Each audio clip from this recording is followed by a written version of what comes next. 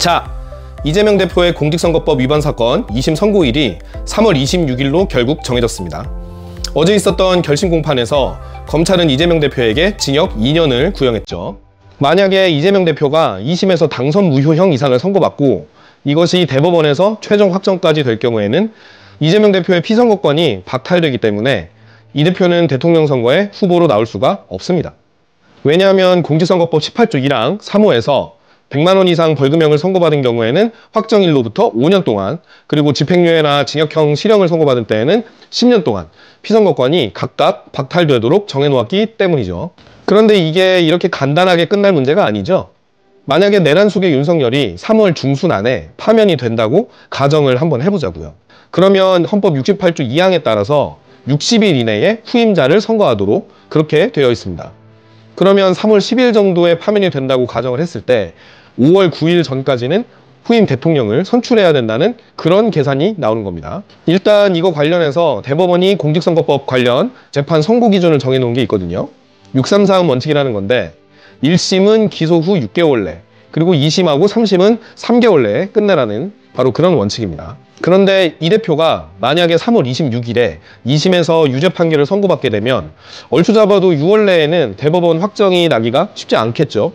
그러면 유죄가 확정되기 전에 대선을 치러야 하는 상황이 결국에는 발생하게 되는 겁니다. 자, 여기에서 가장 중요한 물음이 생기게 됩니다. 이재명 대표가 2심에서 유죄를 선고받고 그 후에 대통령에도 당선이 되었는데 당선 후에 만약에 대법원에서 유죄가 최종 확정된다면 대통령직은 그러면 어떻게 되죠? 또는 이미 당선이 된 대통령에게 대법원이 유죄 확정 판결을 선고할 수 있을까요? 문제는 여기에 대해서 우리 헌법에서는 명시적으로 답을 내놓고 있는 것이 없다는 겁니다. 일단 헌법 84조를 보면 대통령이 내란 또는 외환의 죄를 범한 경우를 제외하고는 재직 중 형사상 소출을 받지 않는다라고 정하고 있죠. 그럼 여기서 재직 중 형사상 소출을 받지 않는다. 이게 과연 어떤 의미일까요? 만약에 소추의 개념에 기소만 포함되고 재판은 포함이 안 된다라고 해석을 하게 되면 재직 중에 기소가 된 게 아니라 대통령이 되기 전에 이미 기소가 된 범죄에 대해서는 당선이 됐든지 말든지 간에 당연히 판결을 선고할 수가 있게 되겠죠. 그런데 반대로 소추의 개념에 기소뿐 아니라 재판까지 포함된다고 해석을 하게 되면 재직 중에는 재판 진행을 할 수가 없게 되니까 대법원도 임기가 끝날 때까지는 선고를 미뤄야 하는 그런 상황이 발생할 수도 있게 되는 겁니다. 그런데 이 소추의 개념 정의가 제대로 확립이 안 돼 있어요. 학설상으로는 논의만 지금 이루어지고 있는 상황이거든요. 당연하지 않겠어요? 대한민국 건국 이래로 이랬던 적이 단 한 번도 없잖아요. 처음 경험하는 거니까. 그렇기 때문에 관련된 판례도 없고 그냥 여야가 자기한테 유리한 쪽으로 정치공학적인 해석을 할 여지가 얼마든지 있다는 얘기입니다. 그러면 만약에 재직 중에 유죄가 확정이 되면 대통령직은 당연히 상실되나요? 당연히 상실된다고 해석을 한다면 이제는 잡아가둬야 되겠죠. 그러면 또 경호처 뚫어야죠. 이거 되겠어요? 이런 거 어떻게 할지 정해진 게 하나도 없고 그 해석 기준도 명확하지가 않다는 겁니다. 완전히 카오스 상태예요. 일단 이재명 대표가 말했던 것처럼 소추의 개념에는 기소만 포함되기 때문에 대통령 당선 이후에는 임기가 끝날 때까지 재판이 정지된다고 보는 게 조금 더 다수설인 것 같기는 합니다. 그런데 이게 상대적으로 학설이 다수설이라는 게 정답이라는 뜻은 아니기 때문에 이거는 그냥 학설 간에 대립이 있는 상태라고 보는 게 조금 더 객관적인 해석인 것 같습니다. 입법조사처에서도 같은 입장을 보인 적이 있고요. 이렇게 법률적인 해석이 혼란스러운 상황이니까 한동훈 전 대표가 이번에 책 출간하면서 이재명 대표가 대통령에 당선되면은 계엄할 수도 있다라는 얘기를 한 겁니다. 이런 맥락에서 한 거예요. 재판이 중단된다고 하더라도 임기가 끝나면 처벌을 받아야 되니까 이게 싫어서라도 계엄을 할 수 있다라는 거죠. 근데 제가 생각했을 때는 이거는 솔직히 좀 너무 나간 거 아닙니까?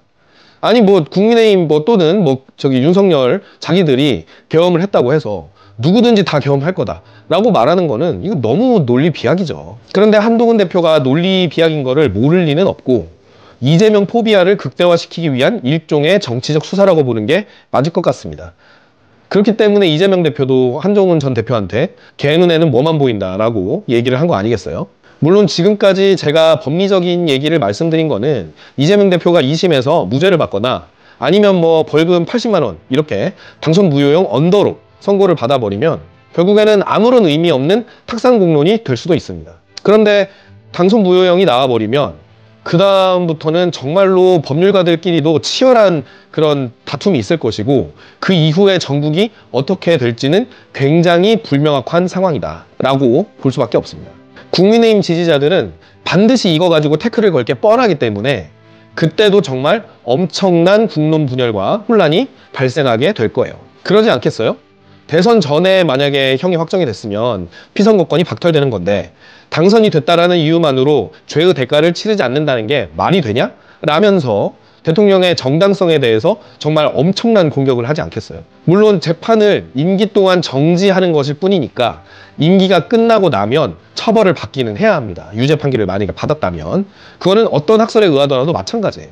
근데 아무튼 임기 중에 국민의힘에서는 방탄 대통령이라고 계속 불복을 하려고 하겠죠.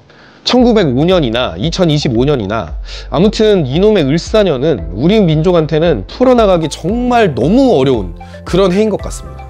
어느 쪽으로 결론이 나든지 간에 대한민국의 가장 혼란이 적은 방향으로 갔으면 좋겠고요. 이 주제는 3월에 다시 한번 깊이 있게 들여다보기로 하시죠. 그때 가서 결국에는 또다시 폭발적인 그런 전국의 핵이 될 수밖에 없는 그런 이슈입니다. 오늘 영상은 여기까지입니다. 감사합니다.